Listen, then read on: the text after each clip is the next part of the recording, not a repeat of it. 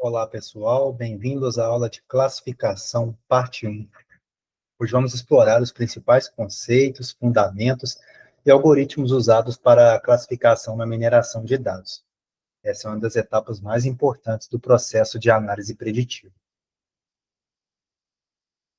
Aqui está a nossa agenda de hoje. Vamos revisar alguns conceitos de mineração, entender o processo de classificação e, em seguida, analisar os métodos principais: regressão linear, mapa de decisão, KNN, Navier Bayes. Vamos avançar slide a slide e discutir cada conceito.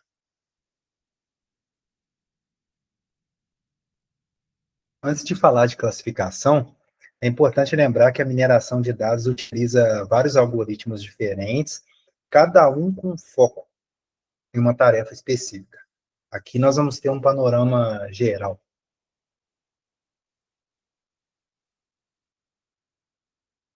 A mineração de dados ela é multidisciplinar. Ela combina estatística, computação, matemática e conhecimento do domínio, do contexto.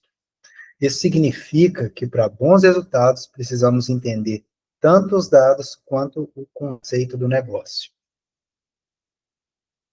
Percebemos que o aprendizado de máquina, machine learning, ele envolve disciplinas relacionadas a banco de dados e inteligência artificial.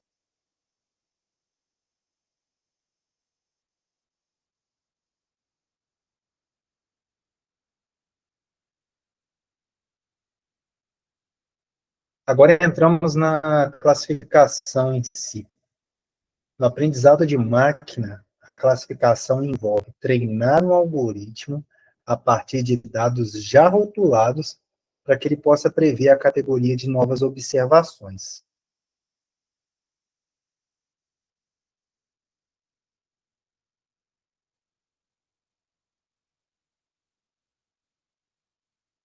Aqui temos uma visão mais aplicada ao negócio. O objetivo da classificação e mineração de dados é oferecer previsões que apoiem decisões, como prever que um cliente vai cancelar um determinado serviço, detectar antecipadamente um problema de fraude, identificar leads qualificados, dentre outros. Tudo isso analisando dados históricos a partir de uma base de imputamento, entrada, rotulando-as, né, utilizando algoritmos de machine learning e obtendo uma saída apropriada.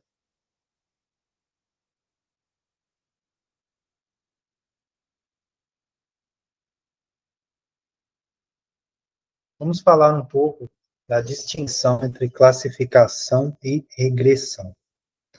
A classificação, ela baseia-se em prever a categoria de uma observação dada. Aqui, procura-se estimar um classificador, que gere como saída a classificação qualitativa de um dado. Observem isso, tá, gente?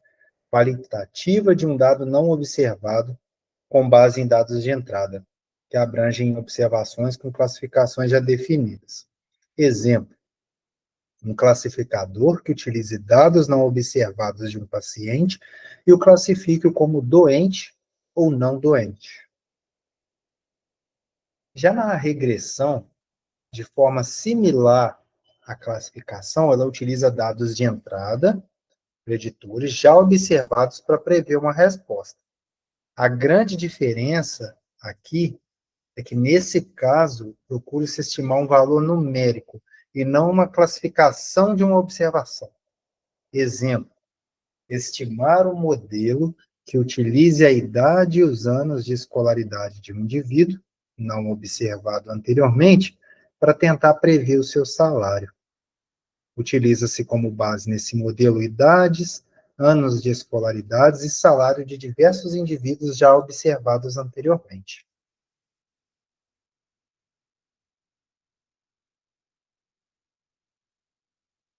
Um ótimo exemplo de classificação é o filtro de spam. Filtro de spam de e-mails mesmo. O sistema, ele aprende a partir de e-mails rotulados como spam ou não spam, E com base nisso, ele classifica novos e-mails automaticamente. É um problema real resolvido com técnicas de classificação. Um dos valores de entrada que são determinantes para a tomada de decisão de classificação de spam ou não spam é o número de destinatário, o tamanho da mensagem, o número de anexo ou o número de res no assunto. São as respostas, né? Os famosos responder.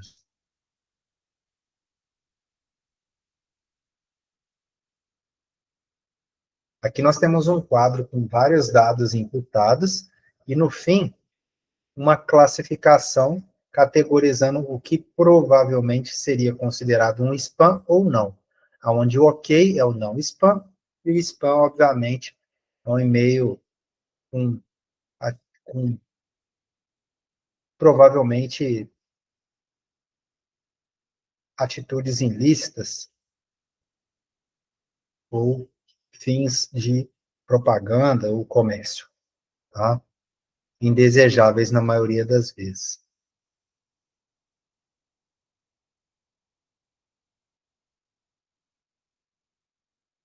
O processo de classificação, ele tem etapas claras, tá?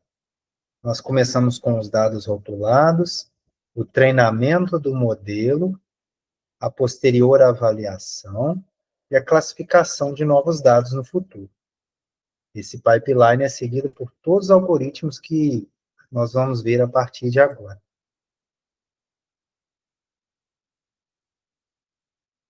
Vamos falar um pouco sobre a regressão linear. Era talvez um dos algoritmos mais conhecidos e bem compreendidos em estatística e aprendizado de máquina.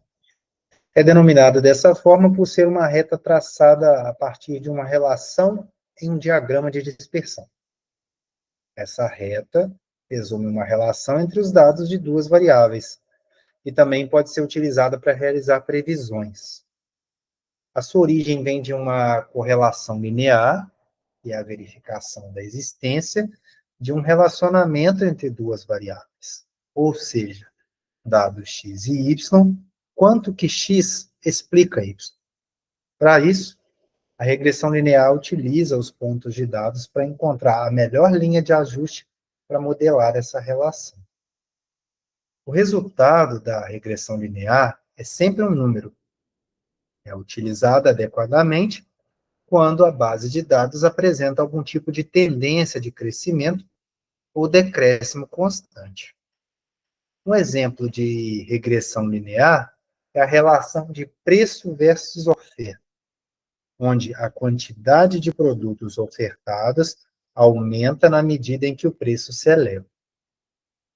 A regressão linear ela pode ser de dois tipos.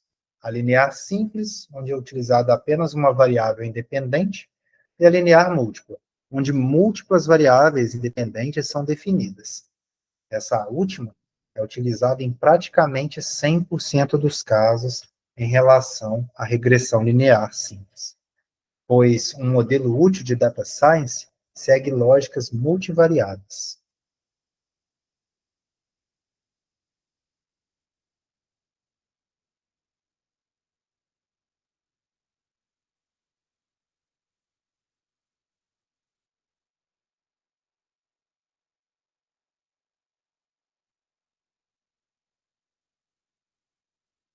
Aqui nós temos um exemplo de regressão linear para o caso de classificação de e-mails como spam ou não spam, e usa-se duas variáveis, no eixo Y, o tamanho dos e-mails, e no eixo X, o número de novos destinatários.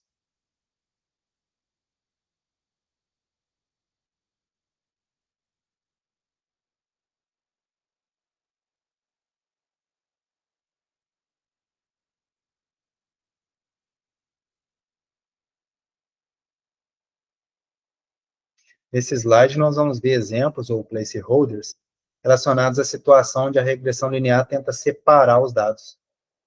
A ideia é demonstrar visualmente onde o modelo funciona e onde ele começa a falhar, porque temos problemas na regressão linear.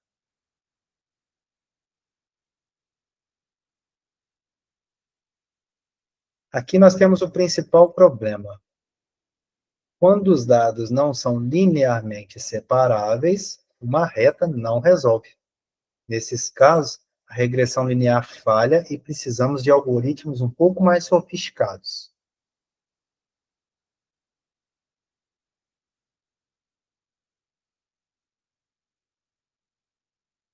E aí, nós vamos conhecer pela primeira vez o algoritmo de classificação KNN, Key Nearest Neighbors.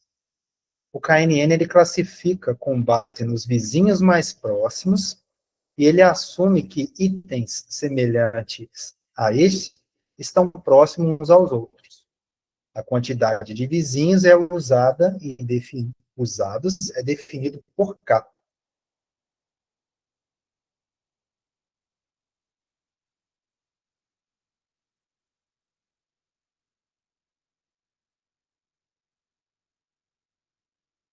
KNN é um algoritmo que classifica novos dados com base em uma medida de similaridade entre seus vizinhos, ou seja, aqueles que têm características semelhantes.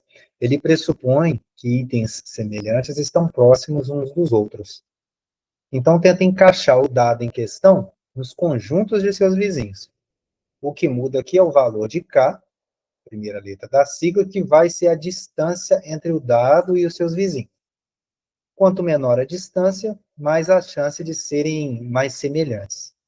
Portanto, dependendo de como o valor K é calculado, podem ser os 3 vizinhos mais próximos ou até os 50 vizinhos mais próximos.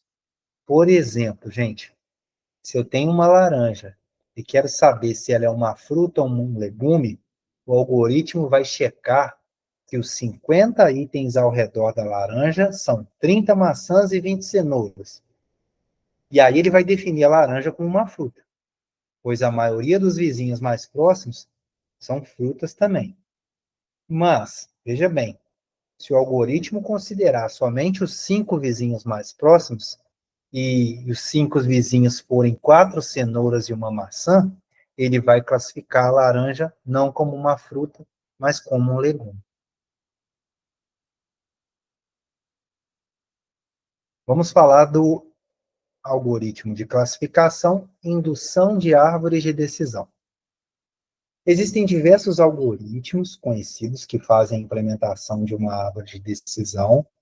Não existe uma forma precisa para determinarmos qual o melhor algoritmo. O desempenho deles pode variar de acordo com o volume de dados e com a situação em que estão sendo usados. Um dos primeiros algoritmos desenvolvidos foi o ID3. Seu conceito de criação usou a ideia dos sistemas de inferência e dos conceitos de aprendizado de máquina. Em pouco tempo, outros algoritmos também surgiram. C45, CART, CHID e dentre outros. A árvore vai se ramificando sobre os dados na tentativa de identificar quais os melhores ramos para cada informação.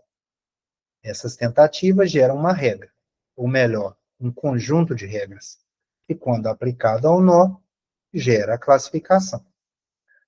Para os programadores procedurais, é como implementar diversos if-else-then para que a classificação seja feita. Exemplos de classificação utilizando árvores decisórias, sempre tratando uma estrutura condicional de positivo ou negativo para realizar as suas respectivas classificações, entrando cada vez mais de cima para baixo, ou na esquerda ou na direita, nos seus nós de árvores decisórias.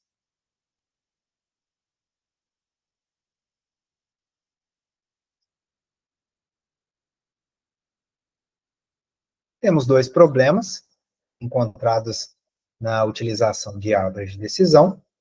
O primeiro deles é o overtraining, né? Excesso de treino. Significa que ele aprendeu demais a um determinado conjunto de treinamento, né? É como se ele tivesse decorado um certo dataset, e ele se superajustou ao conjunto de treinamento de forma que ele desempenha mal num conjunto novo, num conjunto de teste.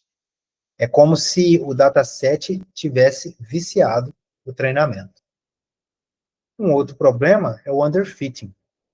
Significa que o modelo é simples demais e já ocorre de cara um erro no próprio treino e no teste.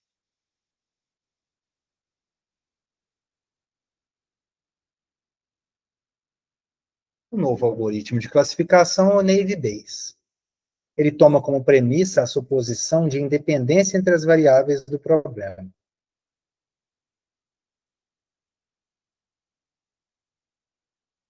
O Navy Bayes realiza uma classificação probabilística de observações, caracterizando as pré-definidas. Então, vamos trabalhar com probabilidade a partir de agora. Sendo médicos ou busca por falhas em sistemas mecânicos. É interessante saber que o Navy Bayes é um dos modelos mais conhecidos a aplicar o conceito de probabilidade. Esse modelo, como o nome indica, faz uso do teorema de Bayes como princípio fundamental.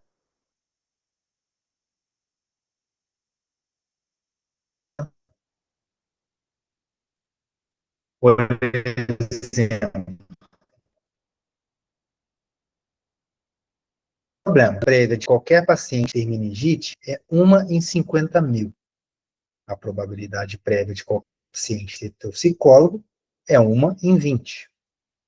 Sendo assim, se um paciente tem toxicólogo, qual é a probabilidade dele ter meningite? 1 em 50 mil. Resposta 0,0002.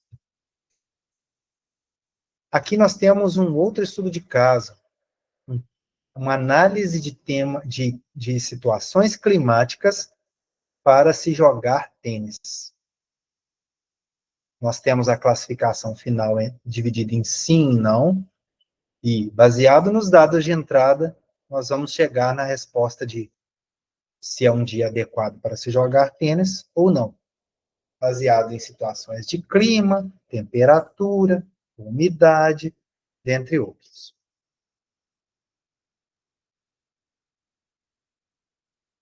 Então, nós passamos por esses 4 algoritmos, cada um com as suas respectivas características e atributos, muito importantes, cada um carregando consigo determinados problemas